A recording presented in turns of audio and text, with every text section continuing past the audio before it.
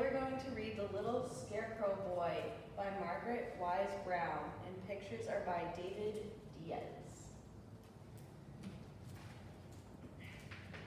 Once upon a time, in a cornfield, there lived a scarecrow and his scarecrow wife and their scarecrow boy.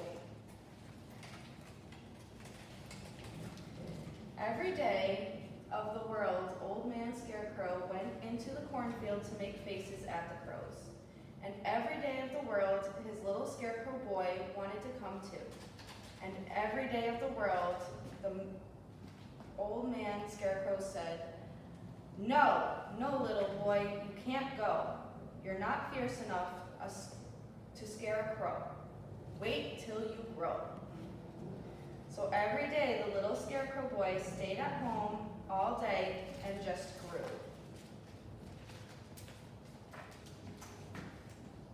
Every day out in the field, Old Man Scarecrow waved his arms and made terrible faces. He made such terrible faces that the crows nearly lost their feathers at the sight of him there. And they flew far, far away.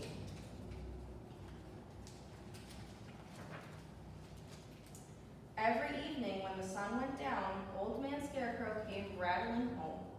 And all evening he sat in his scarecrow house teaching his little scarecrow boy how to make fierce faces. Old Lady Scarecrow whistled through her straw teeth at the looks of them there.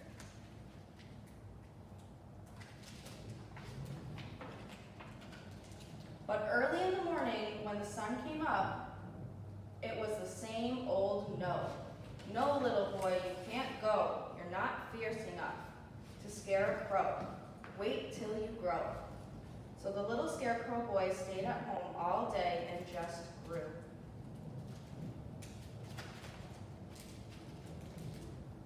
Then one day, after the little boy had learned all 6 of his father's terrible faces so that he could make them one after the other, he decided to run away. Early the next morning, he would go out into the cornfield and he would frighten a crow.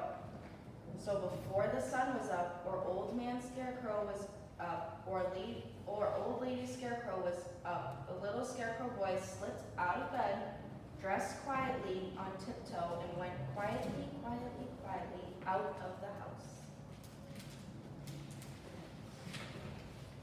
Over in the cornfield, up on his father's post, in his father's place,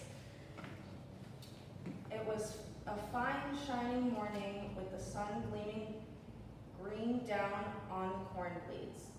Crows circled in the air far away over the trees. The little scarecrow boy waved his arms through the air.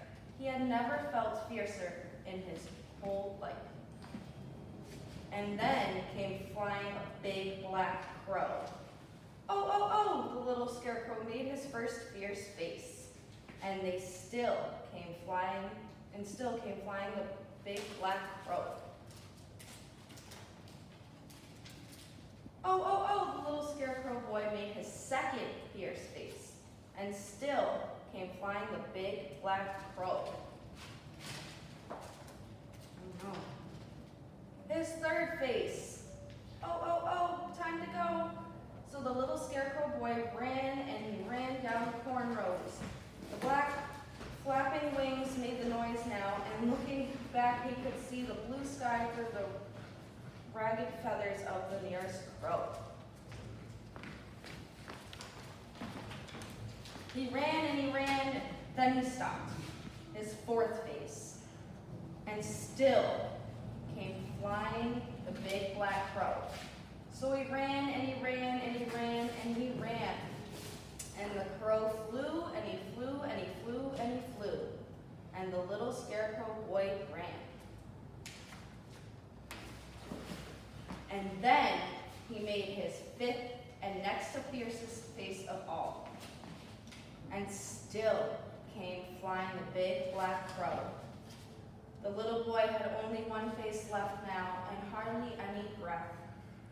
Even so, he stopped with his arms stretched wide above his head, and his fingers drooping on his hands, he gave the big crow the sixth face.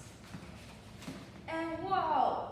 The old crow flew backwards, through the air, feathers flying everywhere, until there wasn't even the shadow of a crow on the land. A scarecrow at last. The little scarecrow boy knew that he was as fierce a scarecrow as there was in all the cornfields in all the world. And then he saw a shadow in front of him, and he looked up, and there behind him was Old Man Scarecrow, his father. And his father was proud of his little boy who had made all six faces at the crows. And he picked up his little scarecrow boy in his scarecrow arms, and they went home to breakfast. And when the little scarecrow grew up, he was the fiercest scarecrow in all